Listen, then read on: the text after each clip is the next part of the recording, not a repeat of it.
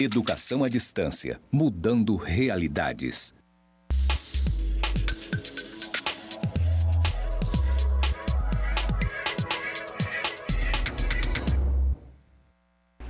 Olá, voltamos, para mais essa última aula de hoje.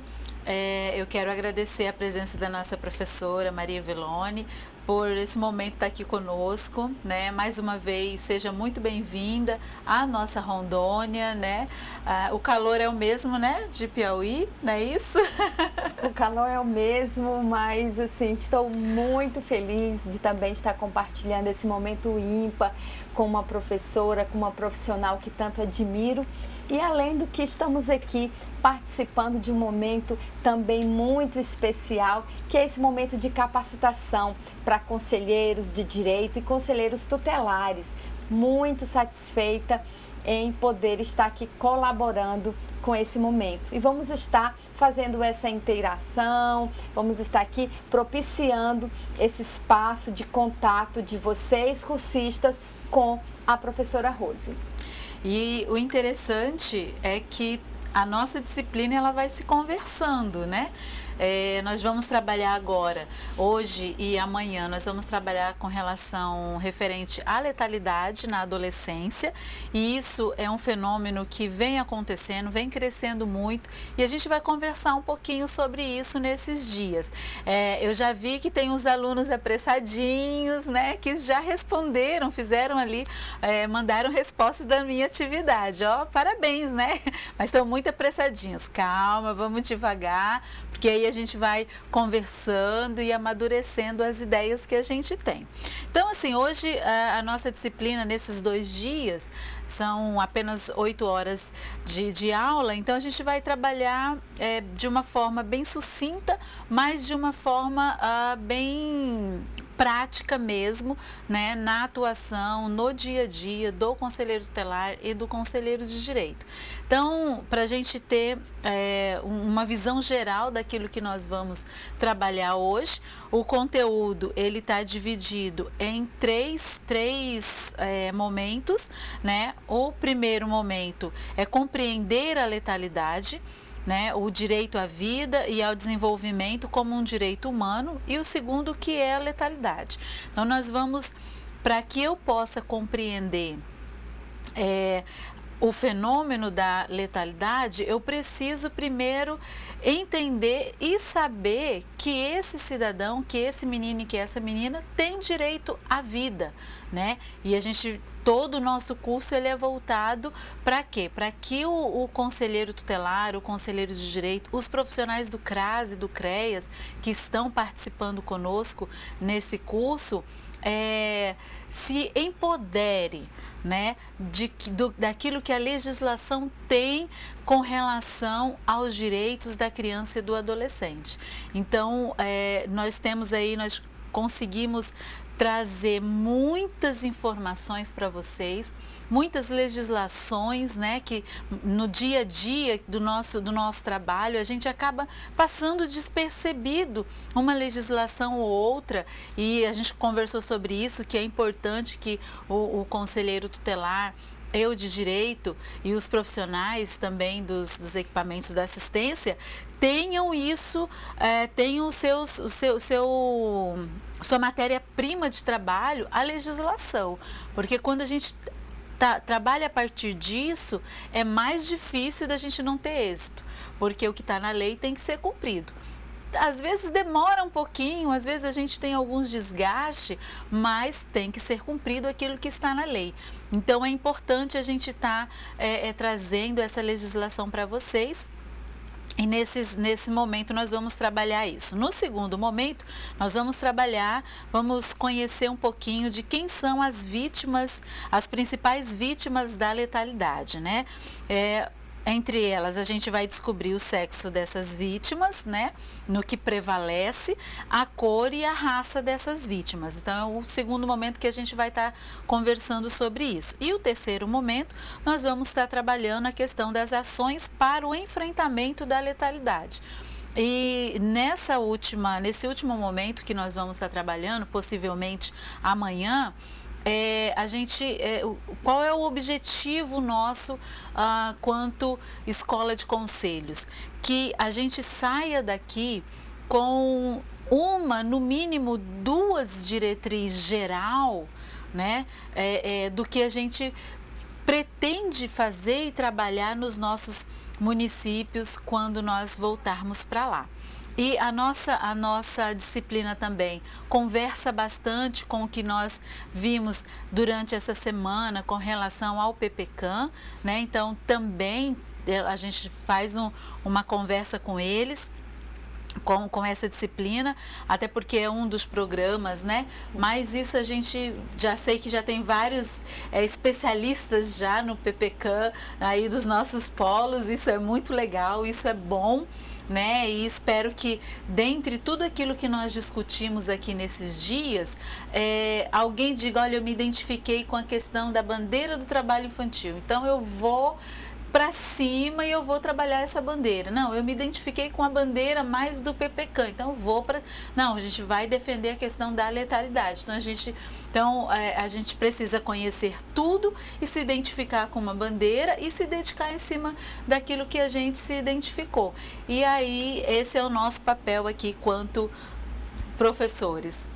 E principalmente, né, se identificar com a proteção de crianças e adolescentes, né? A professora Rose traz a importância, né, dessa capacitação continuada, a importância de trabalharmos embasados em legislação. E aí, a importância dessa capacitação e de tantas outras capacitações, porque a legislação, ela é muito dinâmica, ela tem várias mudanças e que precisam, né, professora Rose, ser acompanhadas. Exatamente.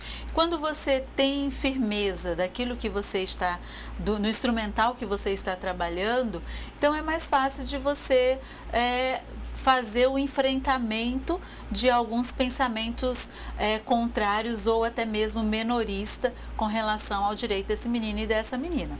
Então, nós temos, no geral da nossa disciplina, nós temos o objetivo de capacitar conselheiros dos direitos da criança e adolescente e conselheiros tutelares para a compreensão do fenômeno da letalidade na adolescência e, assim, desenvolver projetos, programas, ações e estratégias qualificadas para a sua mitigação. Então, esse é o objetivo geral e, no final da nossa disciplina, a gente espera que a gente consiga sair daqui com um mínimo, né, de entendimento e com essa estratégia macro para que a gente consiga desenvolver isso lá no nosso município. Então, compreendendo a letalidade, a gente vai conversar um pouquinho sobre o direito à vida e ao desenvolvimento, né, como direito humano. Então, nós temos aí o Estatuto da Criança e do Adolescente, que ele traz a prioridade, né? Ele traz o direito à vida dessa criança, para que durante todo esse processo de gestação, e aí o Estatuto ele traz uma proteção específica para essa mãe que está gestante. Então, vejam, apesar de o Estatuto da Criança e do Adolescente ser de medidas protetivas e de garantias de direito específicas para a criança e adolescente, mas ele também pensa na questão da mãe gestante, independente dela ser adolescente ou não, pensa também na questão da família, porque quando o legislador pensou no Estatuto da Criança e do Adolescente, ele trabalhou a situação familiar desse menino e dessa menina. Então, o Estatuto da Criança e do Adolescente, ele traz garantias de direito para essa gestante. Então, ter o acompanhamento, né, o acompanhamento pré-natal é um direito dessa mãe estar tendo esse acompanhamento, é um direito dessa criança poder ter esse acompanhamento também de uma forma saudável, com um profissional de qualidade, com um profissional qualificado para isso, e isso tudo entra dentro da questão do direito da criança e adolescente como um direito humano dele. Uma outra questão que a gente que o Estatuto também traz com relação a direito à vida, né, é quando aquela mãe que está gestante e ela tem algum tipo de dificuldade, alguma questão psicológica, emocional, e aí tem o interesse de dar à adoção esse bebê. Então, até isso, ou muitas das vezes, vir a questão de até tirar esse bebê. Então, o Estatuto ele traz essa prerrogativa de cuidar disso também, de ter ali no ambiente de saúde, ter um profissional, ter um psicólogo que esteja capacitado, que esteja totalmente integrado para que essa mãe, para que essa família não sofra nenhuma coisa e nem a outra. Então, isso tudo a gente pode perceber dentro daquilo que a gente já conhece do Estatuto da Criança e do Adolescente. O artigo 7º, ele diz assim: a criança e o adolescente têm direito à proteção, à vida e à saúde, mediante a efetivação de políticas sociais públicas que permitam o nascimento e o desenvolvimento sadio e harmonioso em condições dignas de existência. Então, reforça tudo aquilo que a gente tem conversado, porque não basta também eu só garantir o direito à vida. Ok, esse menino ou essa menina vai nascer. E aí? E o depois, né? Então, isso a legislação também se preocupa, de que esse menino, de que essa menina, ele tenha um desenvolvimento sadio e harmonioso e em condições dignas de existência. E a gente percebe hoje que na grande maioria dos municípios, nós temos algumas crianças que, infelizmente, ainda vêm a óbito por conta de desnutrição. Então, isso é um dado que a gente precisa também ter um olhar diferenciado, porque também entra na questão da letalidade na adolescência, mas a gente também precisa pensar nessa letalidade na primeira infância, nessa letalidade desde a criança bem pequena.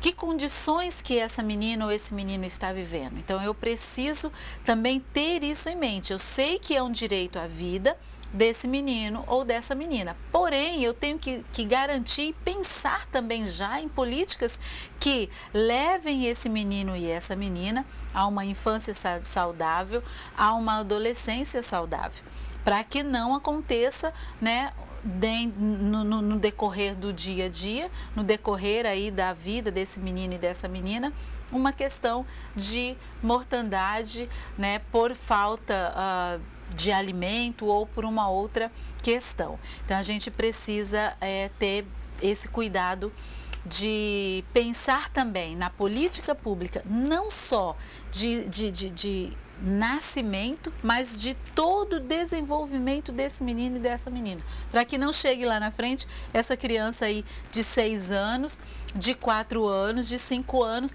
ter que ir fazer um trabalho infantil, ter que ir lá na lavoura, pegar, ajudar a tirar milho, ajudar a cortar a cana, ou se não, uma coisa que é muito comum aqui na nossa região, que é a castanha do Pará, Ou se não, ter que ir lá nas lavouras para poder pegar e quebrar o coco da castanha, para poder ajudar a mãe a vender, ou descascar a macaxeira. Então, isso tudo a gente precisa pensar quando a gente for trabalhar a política pública do enfrentamento à letalidade na adolescência, ok? Professora? Já temos alguma coisa aí? Não? Nós temos vários comentários, as pessoas realmente estão empolgadas com esse tema, Já fizeram alguns comentários, porém, vamos deixar esses comentários aqui mais para frente, Como a professora Rose orientou, vamos com calma. Primeiro vamos ouvi-la, vamos ver as ponderações que ela tem a fazer, as reflexões, e depois nós vamos para as atividades de percurso. Pronto. Não, esses nossos alunos são extremamente, né, disciplinados, assim, bem comprometidos. Isso é muito legal. Isso nos incentiva, né, a cada dia nós estarmos aqui trazendo algo diferente. Isso é muito bom. Muito obrigada por vocês estarem dando esse feedback, porque isso nos motiva, né? Seria muito chato se a gente não tivesse nenhum feedback. Aí seria, será que o curso está sendo de fato satisfatório? Mas a gente está muito feliz com relação a isso. Bom, ainda a gente discutindo a questão do direito à vida, o direito à vida, ele é básico e dele partem os demais, né? Uma vez que o próprio Código Civil garante personalidade a um indivíduo a partir do nascimento com vida, destacando desde a concepção também os direitos do nascituro. Então, a gente precisa compreender isso. O que seria os direitos do nascituro? O que seria nascituro, né? É o feto que ainda não foi gerado. Então, não sei se vocês acompanharam, teve até uma época, né, professora, de uma discussão do Estatuto do Nascituro, Sim. né? Uma discussão bastante acirrada com relação a isso, porque algumas pessoas entendem que ainda não é uma pessoa, outros entendem que é uma pessoa, mas enfim. Existe o direito do nascituro.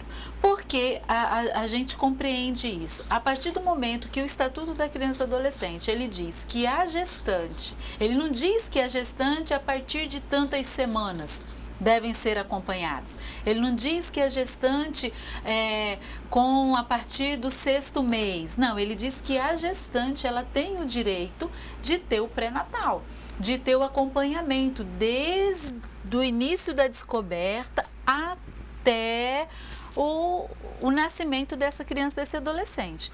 Então, a gente precisa compreender isso também, né? Que é um direito acima, a vida é um direito acima de todas. E a partir dela, como diz ali, reforçando aquilo que a gente já conversou, vem os outros direitos, ok?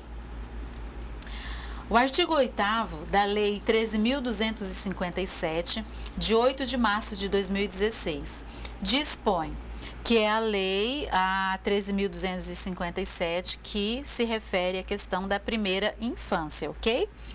É assegurado a todas as mulheres o acesso aos programas e às políticas de saúde da mulher e de planejamento reprodutivo, e às gestantes, nutrição adequada, atenção humanizada à gravidez, ao parto e ao puerpério e atendimento pré-natal, perinatal e pós-natal integral no âmbito do Sistema Único de Saúde.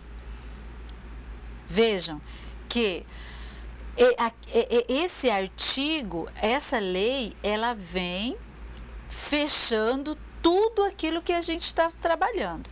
Então, ele garante à mulher políticas públicas de saúde, ele garante à mulher um planejamento reprodutivo, né, que aí envolve toda a família, mas a garantia é da mulher.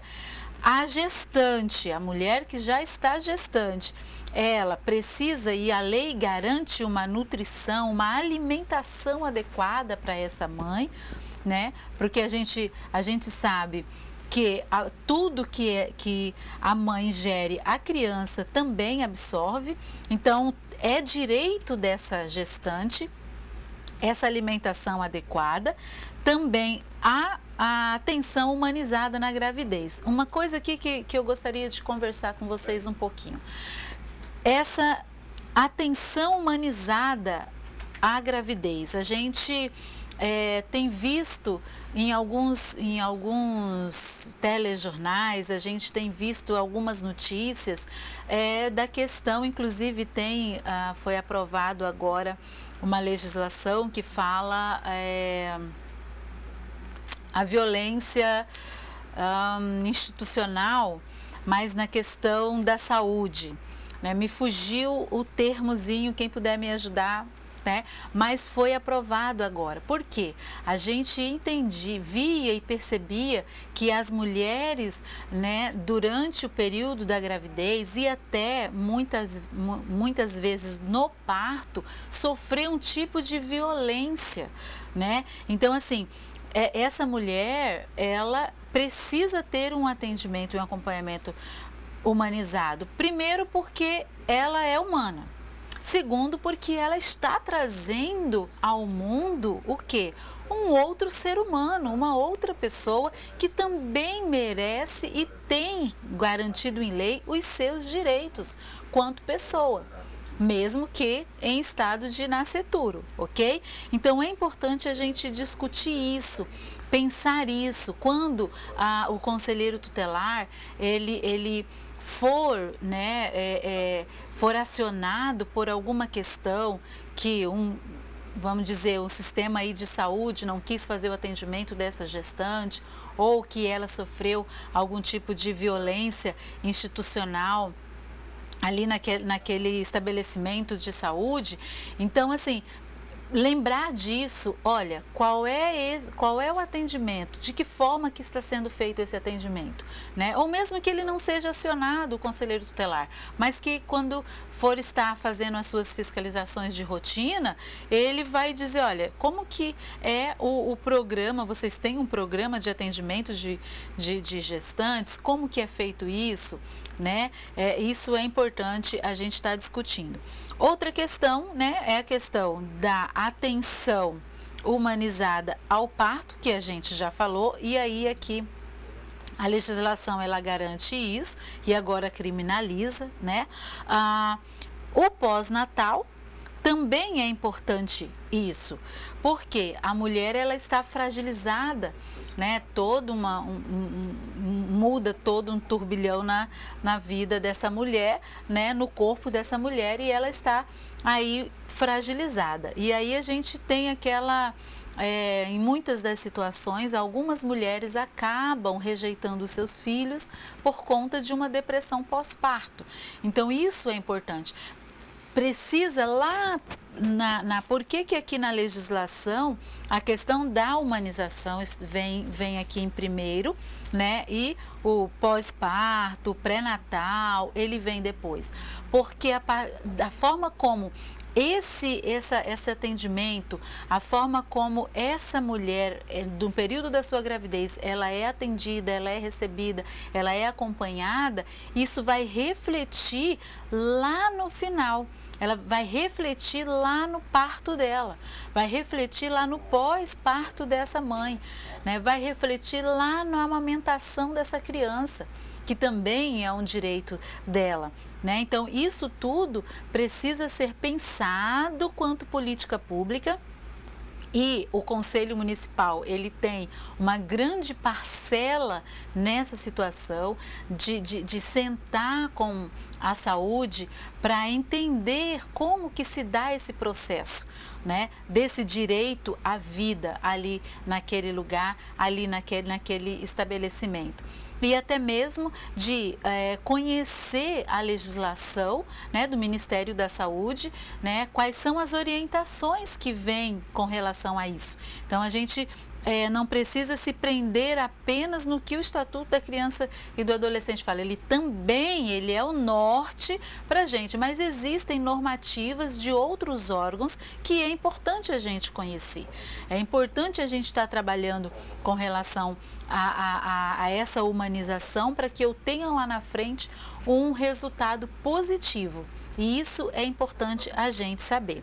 Ok? E tudo isso ele precisa ser gerido e ofertado pelo Sistema Único de Saúde. A gente precisa pensar a nível municipal, a nível de estado e a nível de governo federal. De que forma que esse direito dessa criança, né, desse nascituro, tem e de que forma que ele está sendo exercido e executado lá no nosso município. Diante de tudo aquilo que nós estudamos, diante de tudo aquilo que a gente viu esses dias, né, nos outros módulos também, de que forma que esse menino, e isso traz uma reflexão para nós, né? Tudo isso que a gente vem conversando desde o primeiro módulo até aqui, que já foi uma caminhada bem longa, né? Já, então, o que de fato eu como profissional, o que eu vou conseguir mudar na minha realidade, a partir daquilo que a gente está aprendendo aqui? Porque muitas coisas são novas para a gente. Então, muitas coisas a gente ouviu pela primeira vez. Então, nossa, eu não tinha pensado nisso, eu não sabia que essa legislação existia. Então, a partir daí, o que eu, Conselho Municipal, vou fazer lá no meu município? Sabendo que eu sou o órgão principal para fomento da política pública desse menino e dessa menina ali no meu município. Eu, Conselho Estadual, como que eu vou atuar a partir disso? Né? A partir do conhecimento que eu tive aqui. Exatamente, professora Rose. E esses momentos de capacitação, eles são justamente momentos que abrimos mão, né, do conforto de estarmos com nossas famílias ou de estarmos fazendo atividades pessoais para estar aqui pensando mais sobre a política pública, pensando mais sobre a nossa atuação profissional. Então é importante que ao retornar para o seu ambiente de trabalho, que você possa pensar o que fazer agora a partir dessa experiência, a partir desse aprendizado. E além das trocas também, porque quando obtemos conhecimento, é importante repassarmos esse conhecimento. Então, se lá no seu território, a tua equipe não teve a chance de fazer a capacitação, se algum se algum colega não fez, que seja também você esse elo, né, para informação, para sensibilizar sobre a importância da capacitação. Exatamente. E uma coisa que você falou muito importante, professora, é deixarmos o conforto do nosso lar. E aí é que eu quero abrir um parênteses dentro da nossa aula e eu quero de fato assim fazer uma reverência, né, aos nossos conselheiros tutelares e conselheiros de direito, que na grande maioria, isso eu digo de conhecimento de causa, especificamente no nosso estado, na maioria desses conselheiros que estão hoje aí, vocês que estão aí sentadinho, vocês não vieram, eles não vêm com apoio de prefeitura na grande maioria, não vêm com diária. Então, assim, é porque de fato eles querem aprender. Então, vocês merecem todo o nosso respeito e todo o nosso carinho por conta disso, porque vocês são guerreiros e que têm interesse de fato em fazer a diferença nos seus municípios, porque trabalhar na infância não é fácil. E nós temos recebido, professora Rose, muitas fotos. Estou muito feliz com essas fotos, mostrando o quanto que as pessoas estão motivadas com a aula, o quanto estão interagindo. São fotos muito interessantes, são fotos que estão demonstrando, vocês estão conseguindo nos passar essa energia. Mas eu quero falar de forma muito especial para a Carmina que está aí no Polo, em Tocantins, que também é piauiense como eu, e que está se identificando como assistente social, como alguém militante com relação à garantia de direitos de criança e adolescente. Então, fica aí, Carmina, o meu reconhecimento e o meu abraço. Nós temos... No polo de Manaus, nós temos vários profissionais da assistência que tem vários conselheiros tutelares, mas o grande número que nós temos lá são os profissionais da assistência, assistentes sociais, psicólogos, polícia militar, e isso é bem legal, que a rede ela vai ampliando o conhecimento. Bom, voltando aqui, né, fechando o nosso parênteses, vamos voltar para a nossa aula, que isso não deixa de ser parte da aula, né? O direito de nascer compõe a concepção de direitos humanos infanto-juvenil e ainda o direito ao desenvolvimento da vida. A garantia do direito à vida vai além do nascimento de uma criança. Precisamos garantir também seu desenvolvimento para a infância, a adolescência, a juventude, a pessoa adulta e ao envelhecimento saudável. Então, vejam, quando eu penso o direito à vida, eu já tenho que pensar a política pública para a criança, Eu tenho que pensar a política pública para o adolescente e eu já tenho que pensar a política pública para o jovem, para o adulto e para o idoso. Então, assim, alguém pode falar assim, que adulto nós queremos para amanhã? Tá, mas que criança eu tenho hoje?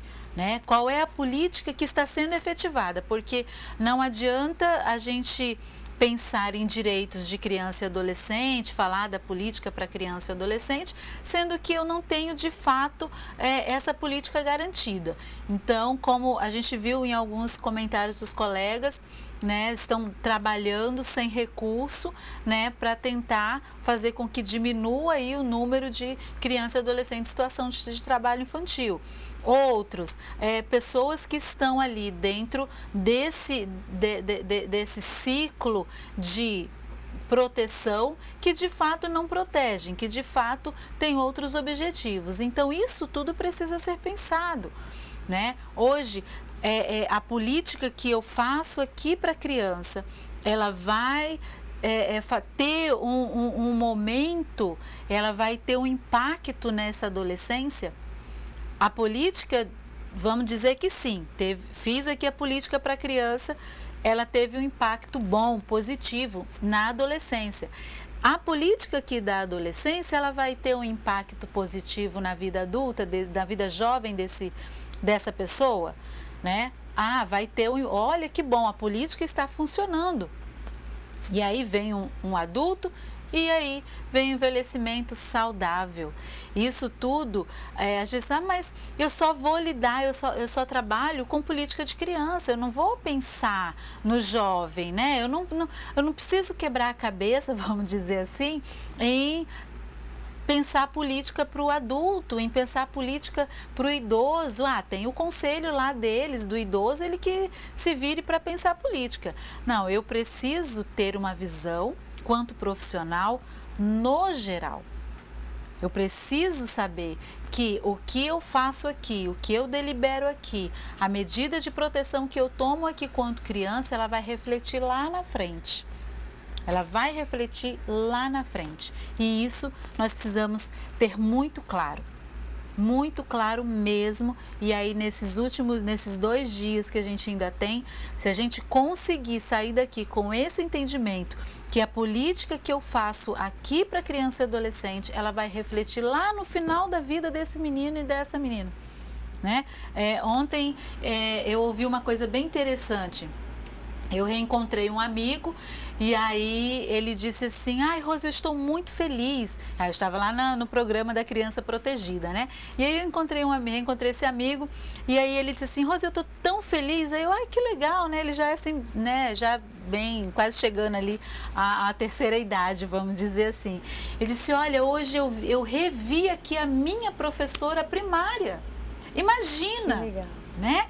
Então assim, ele veio com uma empolgação e foi lá e me apresentou ela e tudo. Então hoje, e ele disse assim, olha, o que eu aprendi com essa professora, eu sou hoje, eu levei para a minha vida inteira. Então isso é legal, né? Eu trouxe esse exemplo para que a gente entenda que você, conselheiro tutelar, você, conselheiro de direito, na aplicação da medida ou no fomento da política pública, né?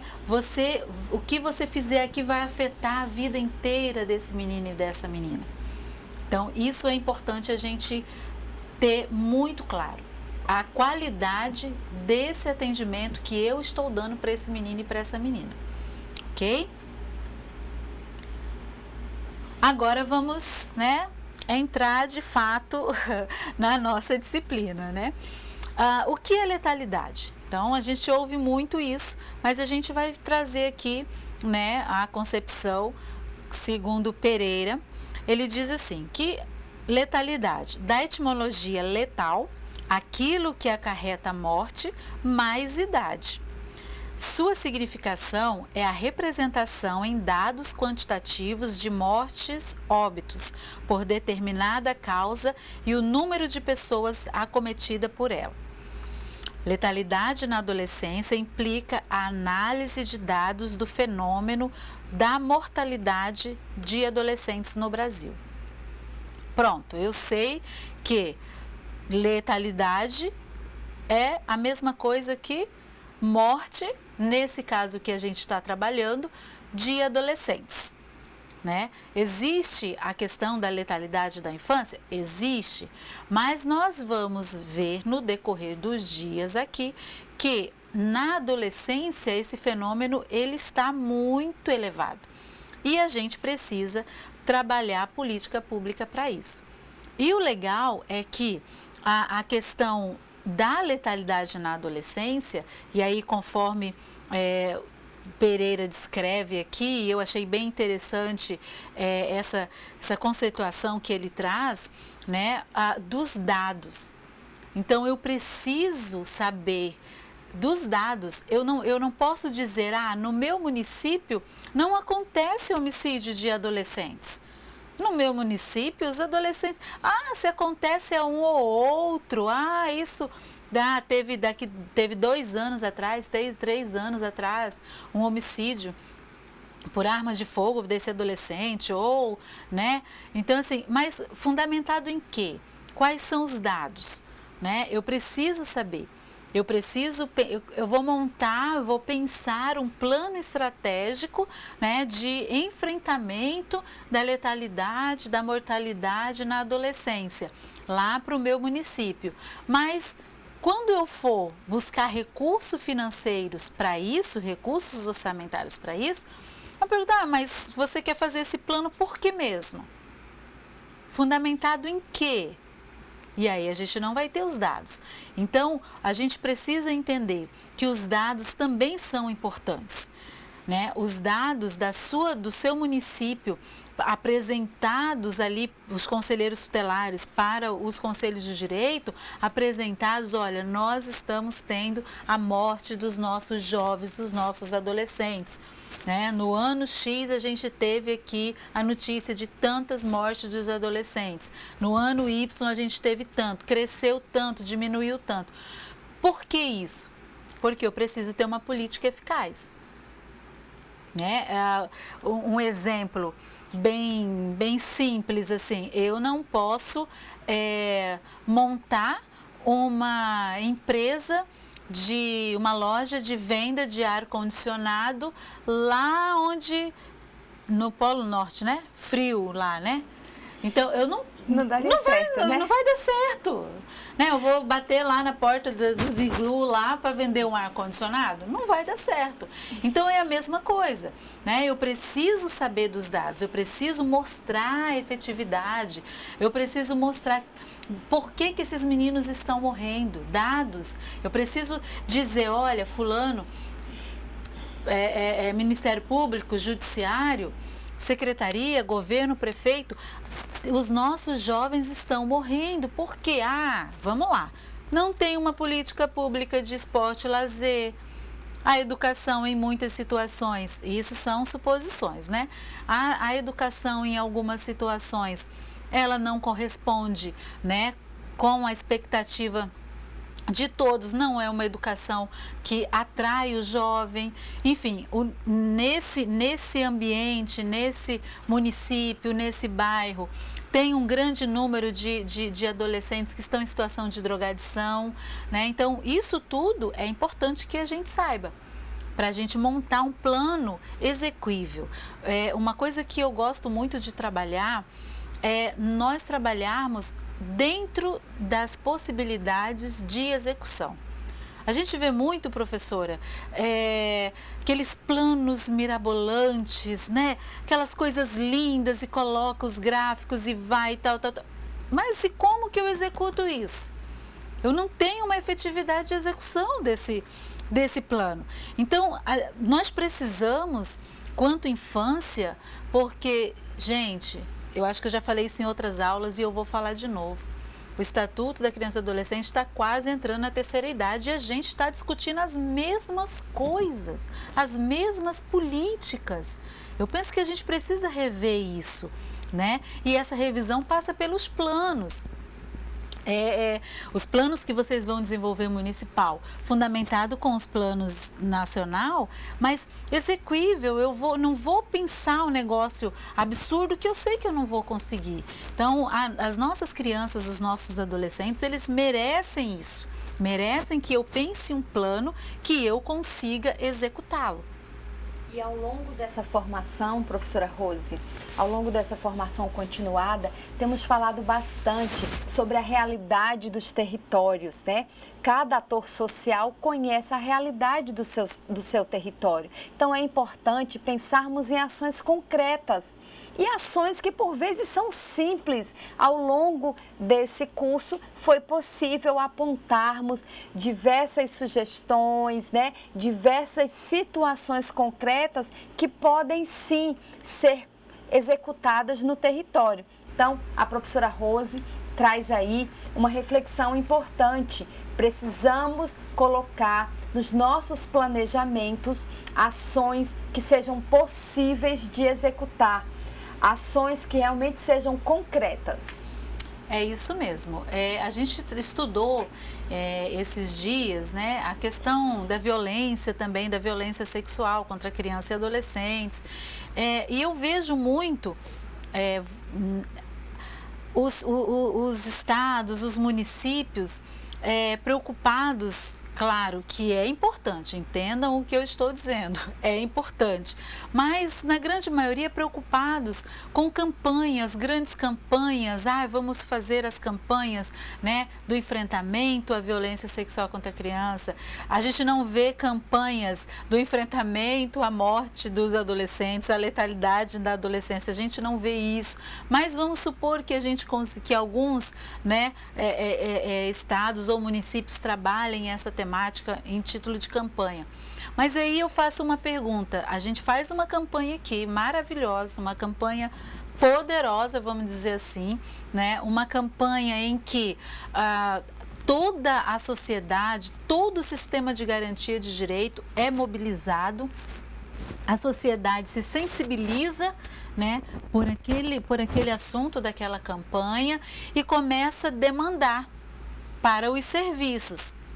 Mas se eu não pensei lá no meu planejamento que esse serviço precisa estar equipado, esse serviço precisa ter o profissional qualificado, entende? E aí quando a demanda chega, não, mas nós estamos cumprindo uma meta, estamos, né, comunicando à sociedade, a sociedade está sabendo, mas quando ela vai procurar o atendimento? Quando ela precisa e vai levar a demanda para o serviço. E aí eu não estou estruturado, porque eu não pensei nesse outro lado. Eu não pensei eu quero atingir aí 100 mil pessoas. Dessas 100 mil pessoas, 80% vai procurar o serviço. Eu vou ter condições de atender? Isso a gente precisa compreender, né? A questão aqui voltada da letalidade. Vamos montar uma campanha, fazer uma campanha, né, de que não matem os nossos jovens, que vivam os nossos jovens, que maravilha. Mas quando surgir a possibilidade ou a notícia de ameaça de morte, de tentativa de morte, o sistema está preparado para receber? Isso você, conselheiro de direito, precisa pensar. Precisa pensar, porque está na sua mão a política pública do município.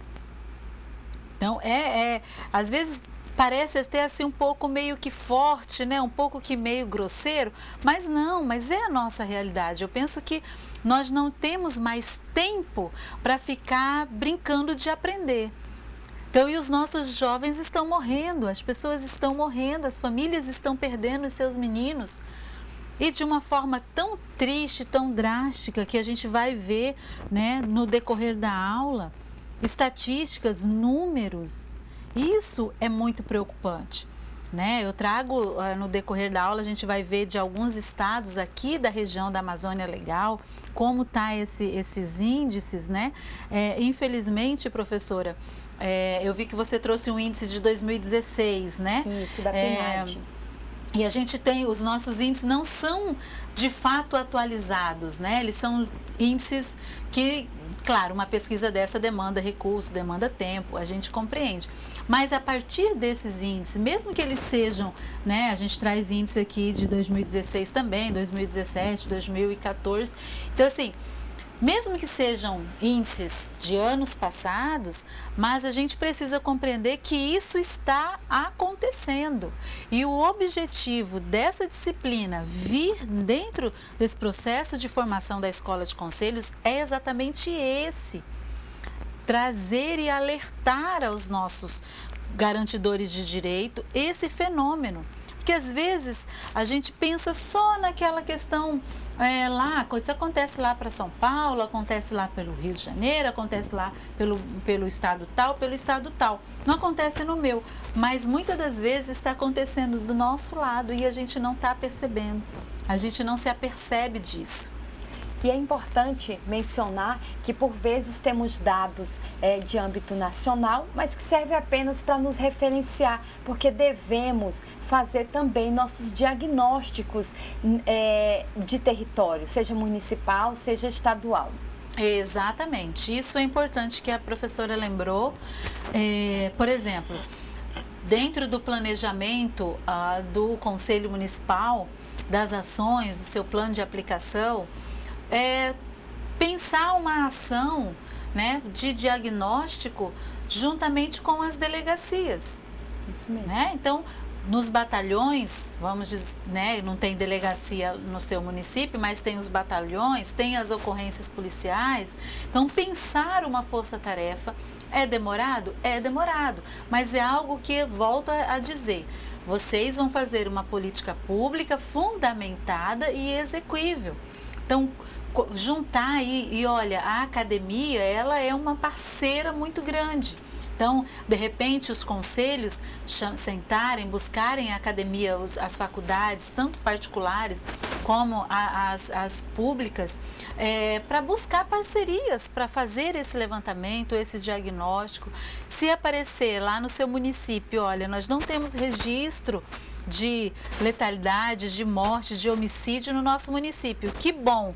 Vamos parar por aí? Não, nós vamos montar um plano de estratégico, um plano de ação para que não aconteça. Não é porque não tem, então ótimo, vou lavar minhas mãos, eu vou cuidar de outras coisas. Não, nós vamos montar um plano pensando para que não aconteça, para que Deus o livre, daqui uns 10, 5 anos por aí, vai ter o homicídio do menino. Então, vamos procurar um plano já preventivo, né? A gente não precisa fazer um plano para, vamos dizer, apagar incêndio. A gente previne isso antes. Bom, gente, esse primeiro momento já passou, foi bem rápido, né? Nossa, rápido. Mãe, tem muita coisa para falar. Os nossos colegas que ainda não fizeram a atividade que eu passei para vocês, é uma atividade bem simples e a gente pede para que dentro do território que vocês conheçam aí, que escrevam alguma coisa com relação ao pensamento de vocês referente à letalidade na adolescência. Já já a gente volta.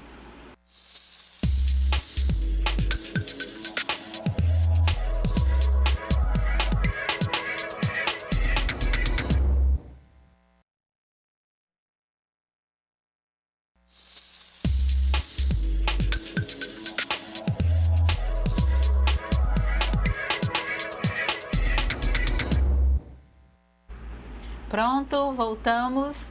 E aí, muita discussão, professora, o grupo está assim animado, que legal. Eu quero agradecer a colega, né, que colocou, a Isabel. Ela respondeu a pergunta que eu fiz, né? Quem lembrasse aí o nome da violência que fugiu da mente, a idade vai chegando, a gente fica meio que esquecido, né? Mas é a violência obstétrica, tá? Então é um tipo de violência que hoje é punido pela legislação e aí garante tanto a gestante quanto a criança ter um parto, né? Humanizado, como a gente vinha falando. A gente viu em algumas reportagens, em alguns depoimentos de próprias mães, né, absurdo de pessoas subirem em cima, né, da barriga da mãe para poder fazer Sim. a criança sair ou tirar mesmo a criança com os equipamentos lá. Então, assim, eu acho que Isso é um avanço que nós estamos tendo, né, da legislação. Isso é importante, que a legislação ela venha reconhecendo esses direitos, né, que já é adquirido já desde a Constituição 88, mas a gente precisa trabalhar isso mais, divulgar isso mais. E aí eu chamo a atenção que às vezes passa batida, mas o que o Conselho Tutelar tem a ver com esse tipo de violência, né? Acho que não tem nada a ver com esse tipo de violência, mas tem tudo a ver com esse tipo de violência e é o que a gente está aprendendo aqui hoje. O Conselho Tutelar precisa estar mais próximo das questões de saúde e principalmente na fiscalização do cumprimento dessa legislação, que é a violência obstétrica. Muito obrigada, tá? Vamos lá, professora, o que tem aí de aluno respondendo aí? Professora Rose, estamos aqui tratando de um tema muito delicado, muito sensível, mas é possível, pelas respostas dos nossos cursistas, perceber a seriedade e o compromisso que vocês apresentam. Mas antes de falarmos aqui do conteúdo, dizer que vocês cada vez mandam mais fotos e estão com umas carinhas ótimas, assim, apesar de já estarmos há bastante tempo em aula, mas vocês parecem muito empolgados. Fiquei muito feliz com isso, professora Rose. E aí precisamos aqui mandar alguns abraços, né? Vamos mandando um abraço para o polo de Porto Grande, no Amapá, né? Vamos também falar aqui com os conselheiros da Tríplice Fronteira, Peru, Colômbia e Brasil. Eu estive na Colômbia há aproximadamente uns 10 dias, estávamos lá tratando o tema pessoas em situação de rua, né? Então fica aí o nosso abraço a esses conselheiros tutelares. Então, registrando aqui, professora Rose, muita gente participando mesmo, fico muito, muito feliz com isso. E aí, vamos agora fazer aqui a leitura de alguns comentários, inclusive vamos iniciar com um comentário que foi feito ainda no início da aula, porém, e aí destacar, tem uma foto aqui que os cursistas fizeram um convite para outros alunos do PROEJA, foram convidados especiais para as aulas, né? Então, bem legal lá em Santo Inês, essa interação. Vamos lá, aqui, ó. Quero fazer aqui esse comentário que é do Polo de Macapá, que diz assim: sobre letalidade infanto-juvenil. A desigualdade e a má distribuição de renda é a grande massa social em nosso país, no qual as minorias sociais são os mais atingidos, sofrem todo tipo de preconceito e violência.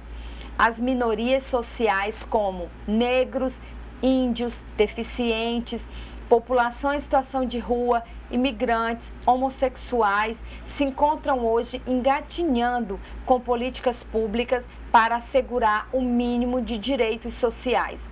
Diz ainda que o enfrentamento à letalidade infanto-juvenil por ações externas violentas tem o objetivo de aprofundar a discussão acerca da proteção da criança e do adolescente, que são expostos à violência, e a proposta de hoje é buscar estratégias que contribuam para a redução da violência letal contra este público. Então, a gente tem visto o comentário também do cursista Oderban Nunes. Oderdan diz o seguinte: adolescentes com baixa escolaridade e viciados em drogas lícitas e ilícitas são os que são mais suscetíveis à letalidade.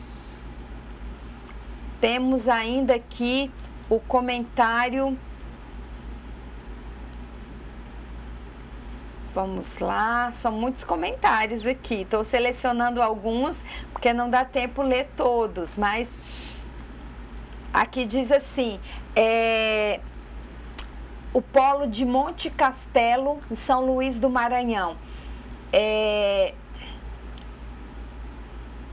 Os cortes orçamentários constituem um desafio para a execução de uma política como o Pacto pela Vida, como boas práticas de enfrentamento e prevenção da violência letal. Temos aqui o polo Araguaína, as cursistas Cleine Gomes, Rosângela Sá, Oliveira, Francivaldo, Mísia, Mônica, Carminha, dizem assim: levando em consideração o número de adolescentes vítimas de homicídio na cidade de Araguaína de setembro de 2017 e setembro de 2019, pode-se dizer que os motivos mais frequentes estão relacionados a rixas entre facções e o tráfico de drogas. São adolescentes que cometeram algum ato infracional. Com relação à faixa etária, geralmente são adolescentes entre 14 e 18 anos. Então, esses são alguns dos comentários, professora, sobre o tema letalidade. Perfeito, perfeito. Vocês captaram direitinho aquilo que nós precisávamos para a gente continuar a nossa discussão. A gente percebe que a grande maioria das respostas que vieram estavam relacionadas à questão da drogadição, né, da dependência e do tráfico de drogas também. Então, isso é algo preocupante, né, e principalmente os estados que são estados de fronteira, né.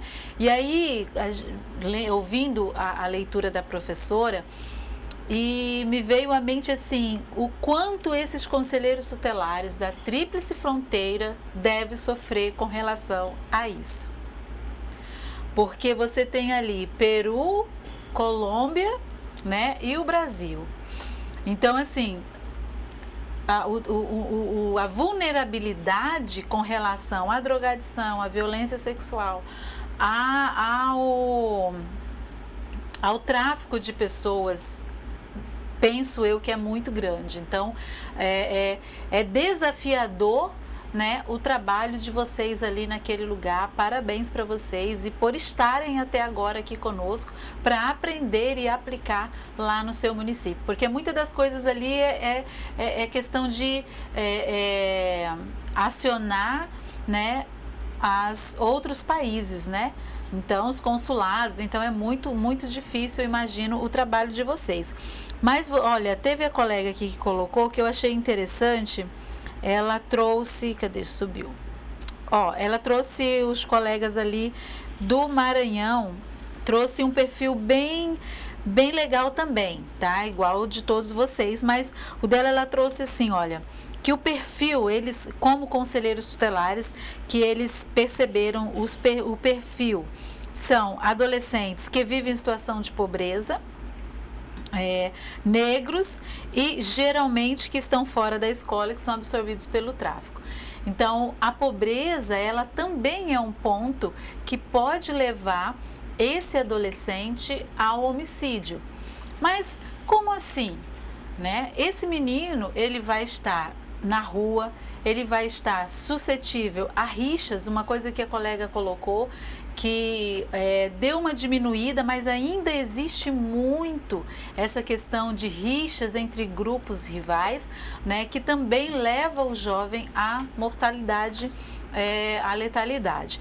Então, essa questão, a pobreza, a pessoa que está em situação de rua, é também um meio, né, um dos perfis, né, que pode levar esse adolescente a sofrer uma morte ali onde que ele está.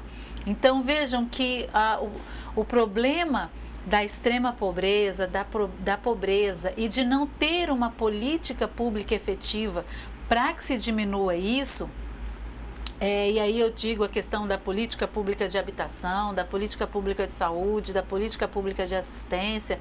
Então, todas as políticas públicas, ela pode levar, né, não vamos dizer leva, mas ela pode levar, ela contribui, né, junto com outros fatores, que esse adolescente esteja em situação suscetível de ser ali morto, né, ou por alguém que passa, ou por grupos rivais, ou também por questões de milícias, e a gente sabe que isso acontece. Então a gente precisa ter esse pensamento, né, e ter esse cuidado, e a partir desse perfil que vocês pensaram, que vocês desenharam, é importante começar a construir a política pública do seu município, né? E aí chamar os atores, chamar os parceiros para essa questão. Uma outra coisa que nós vamos ver no decorrer das nossas aulas é a questão de negros, né, de jovens, de adolescentes negros, e a gente vai ver isso aqui, né, por números, né, que de fato, né, vocês estão corretos, que infelizmente, né, os nossos jovens, os nossos meninos e as nossas meninas negras são as que mais morrem no nosso país, e isso precisa ser mudado. Isso precisa ser mudado, né? Não é a cor da pele que deve determinar o homicídio, a morte desse menino ou dessa menina. Aliás, nada deve determinar a morte de meninos e meninas. Então, assim, a gente precisa trabalhar isso, né? De que forma que nós vamos acabar com esse preconceito. Porque às vezes as pessoas dizem assim, e eu achei interessante uma discussão, uma enquete que foi feita num canal aí de televisão, e aí a repórter perguntava assim, você é racista? Você tem, né, pratica o racismo, não sei o que e tal, e a pessoa disse, não, todos são iguais e tal, aí fingia que desligava a câmera, e a câmera continuava ligada, e aí o repórter ia conversando com a pessoa, né, falando e tal, aí passava um negro, não sei se alguém viu isso, mas passava um negro ali, e aí o repórter jogava uma fala assim, meio que induzindo, meio que preconceituosa, e essa pessoa que estava sendo entrevistada, que antes tinha dito que não era preconceituoso, vai e afirma e fala palavras de preconceito contra essa pessoa. Então a gente precisa mudar esse pensamento, né? De que forma que eu faço isso, nós vamos descobrir aqui juntos. Né? Não é uma receitinha de bolo. Então nós vamos descobrir juntos de que forma que eu vou mudar isso. Eu vou valorizar mais o cidadão, né? Dar mais oportunidade para esse menino e para essa menina que está por conta da cor da sua pele, né? Então, isso, infelizmente, o Brasil, ele tem esse peso do preconceito contra os negros, né? Do preconceito contra os índios, né? Então, ele traz esse preconceito e a gente está nas nossas mãos para que a gente mude isso, para que a gente faça essa modificação. Tem uma outra aqui, além dos que a professora leu, e ele vai dizer assim, ó, o negro pobre, né, pais com problemas de alcoolismo envolvido com drogas e sem a presença de políticas públicas eficazes. Então essa questão dos pais que o polo do Pará traz de Marabá é também um fator bem interessante, né, porque os pais envolvidos com alcoolismo, envolvidos com drogadição, também é um meio de que esse menino, que essa menina vá para a rua, ou muitas das vezes esse homicídio acontece dentro de casa, por esses próprios pais. E a gente tem percebido muito isso, né, em alguns dados, em algumas apresentações, aparições que vem nos telejornais, dessa questão dos pais assassinando os próprios filhos, né? E isso é uma estatística que também precisa ser pensada, porque essa questão entra também na letalidade. Porque quando eu vou trabalhar a letalidade, eu trabalho de todas as formas, não somente aquele menino que é morto lá na rua, não somente aquele menino que é morto lá na unidade de internação, não somente aquele, mas de toda forma. E a gente tem visto muito isso, né, professora? Os pais, a família, tirando a vida dos próprios filhos. Então, que política eu estou pensando para isso? Exatamente, então é importante fortalecimento, né, de políticas públicas de apoio às famílias, né, às relações familiares, ao convívio familiar, fortalecimento dos vínculos, né, precisamos ter essa compreensão. E aí, continuando aqui a nossa atividade de hoje, nós temos o Polo Maués, que diz assim: a maioria dos adolescentes vítimas de homicídio são aqueles que estão em vulnerabilidade social e que fazem uso de substâncias psicoativas. Também aqueles que moram em localidades em que existe maior índice de violência, pois há uma provável influência proporcionada por um contexto desfavorável, necessitando de políticas públicas mais efetivas.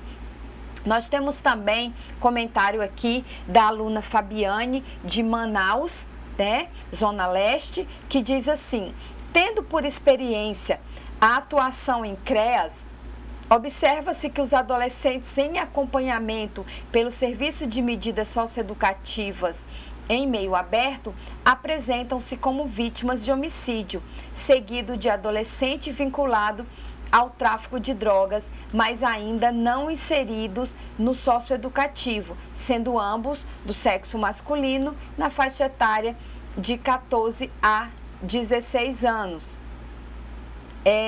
Mas ela, né, aponta, professora, que assim, é uma observação pessoal, que para confirmação faz-se necessário recorrer a estatísticas da unidade, apenas pela experiência profissional, pela atuação no trabalho. Tem também aqui do Polo Bragança, que diz assim: na comunidade, em uma comunidade que conheço, existe uma vulnerabilidade com o uso ou venda de drogas. Outra questão é por ser uma comunidade pesqueira, a prostituição apresenta sinais visíveis com os pescadores. Não existe nenhuma ação de identificação e acompanhamento para combater essa violação de direitos dessas crianças e adolescentes. Olha aí, a colega que trouxe a experiência dela para o CREAS, já é um ponto de partida, não precisa fazer um levantamento na unidade, só a sua fala, a sua experiência dos seus atendimentos já é um ponto de partida para que se pense políticas públicas com relação a isso. E a gente percebe que, de fato, os meninos que estão em cumprimento de medida socioeducativa, não só em meio aberto, como também em meio fechado, também tem esse risco e grande de estar como uma das vítimas, como o perfil de uma das potenciais vítimas ao homicídio. Então, isso também precisa ser trabalhado.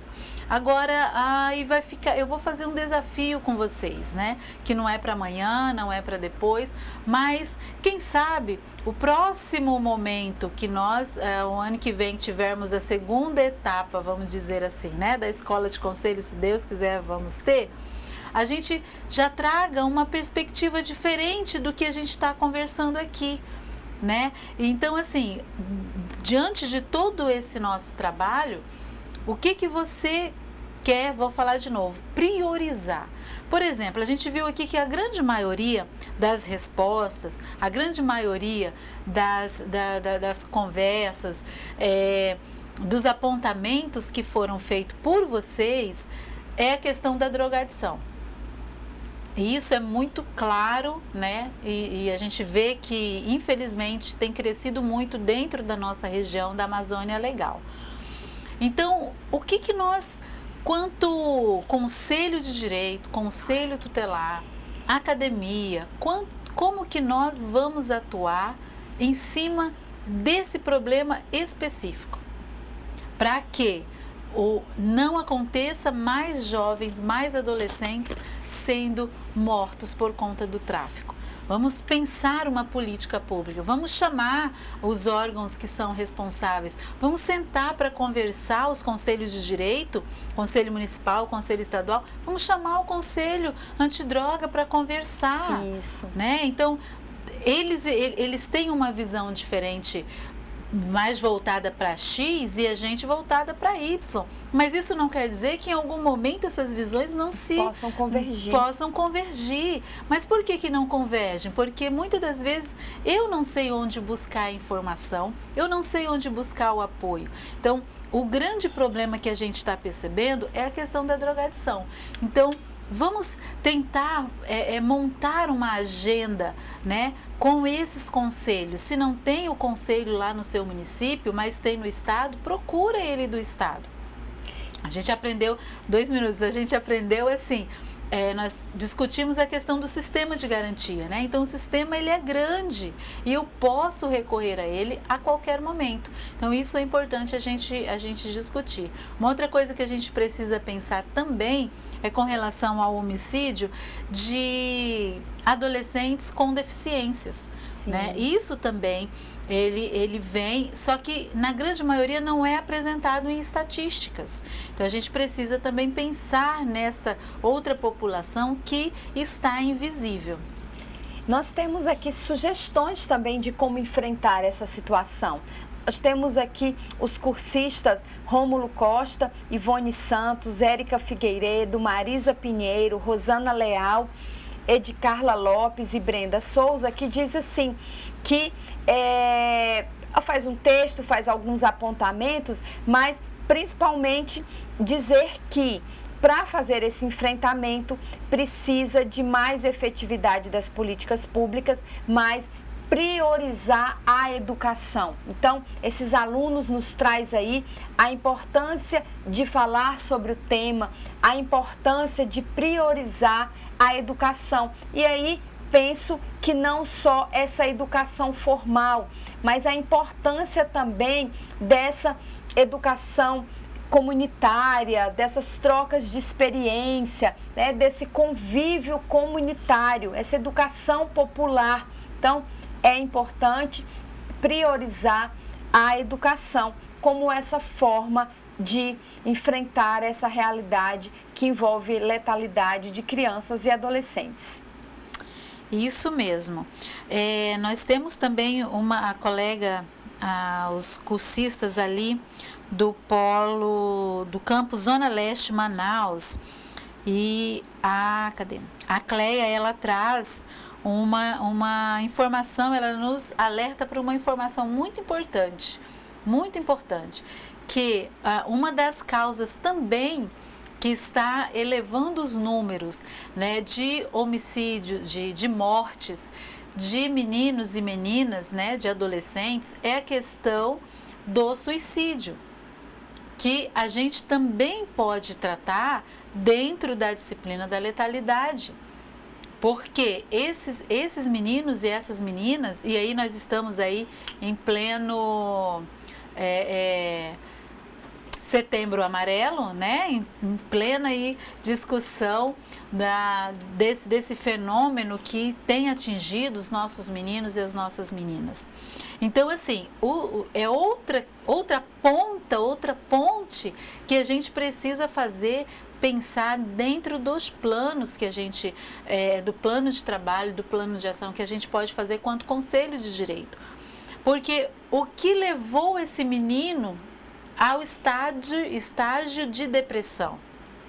Então, isso precisa ser investigado, isso precisa ser trabalhado, porque, como eu disse e volto a repetir, as campanhas, né, esse movimento que nós estamos fazendo do Setembro Amarelo, isso é extremamente importante. Mas eu estou trabalhando lá no final, né? Eu estou querendo que não tenha mais o suicídio, mas eu preciso trabalhar na causa.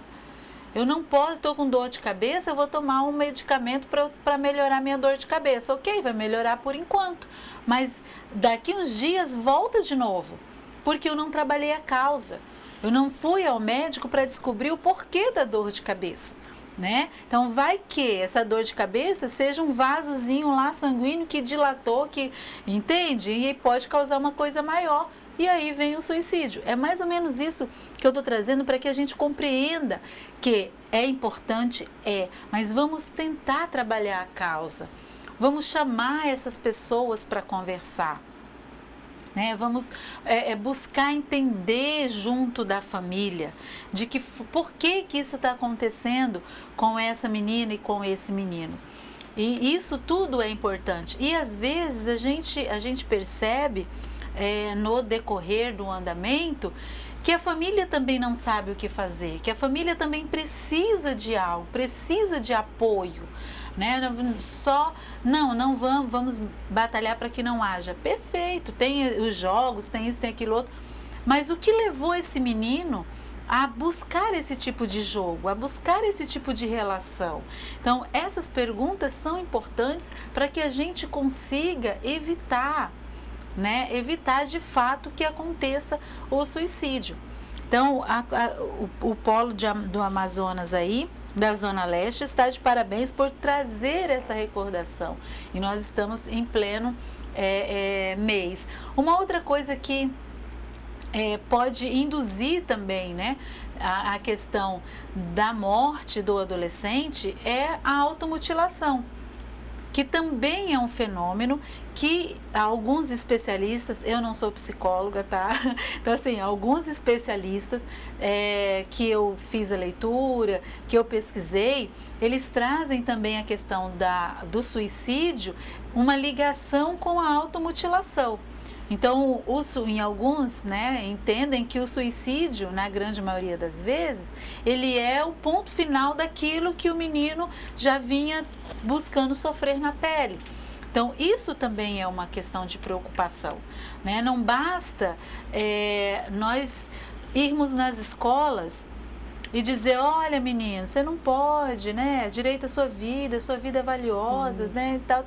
Mas eu tenho que perceber... Tem que se sentir no concreto, né? Por que minha vida é valiosa, né? O que é importante? Então, o adolescente tem essa necessidade de sentir concretamente essa importância. Então, mais do que falar, nós precisamos colocar esse adolescente dentro desse espaço de discussão. Ele dizer o que sente, ele dizer como ele pensa que pode ser feito para que ele se sinta melhor, né? Então, assim, durante todo o curso falamos da importância dos adolescentes, das crianças participarem sim dessas resoluções, dessas alternativas que sejam construídas, não situações sobre eles, mas com eles. Exatamente. E é importante isso do pertencimento, né? Por que a minha vida é importante? Né? Qual é o significado dessa minha vida?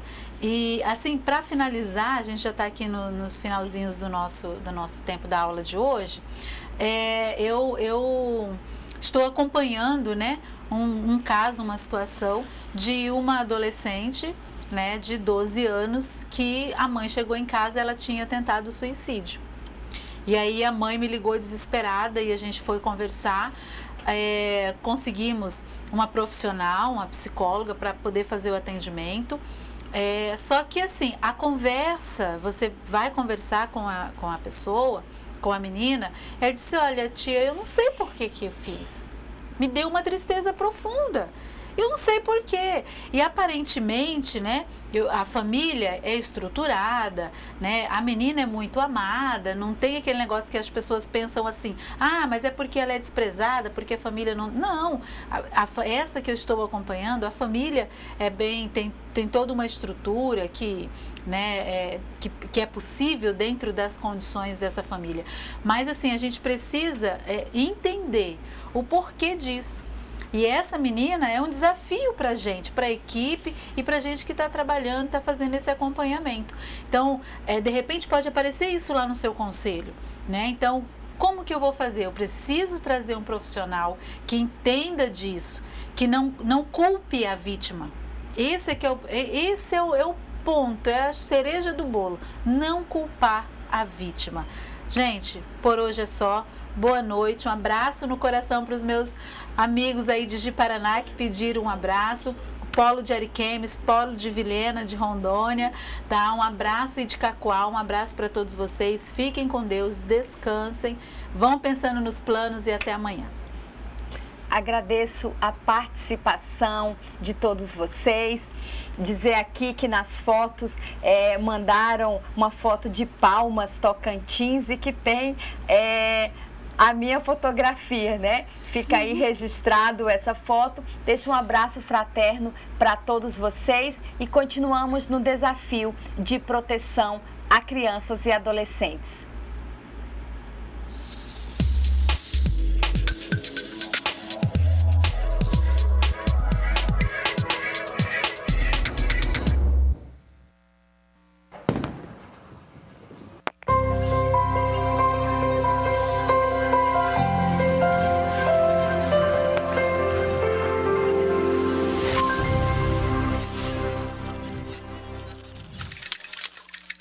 Educação à distância, mudando realidades.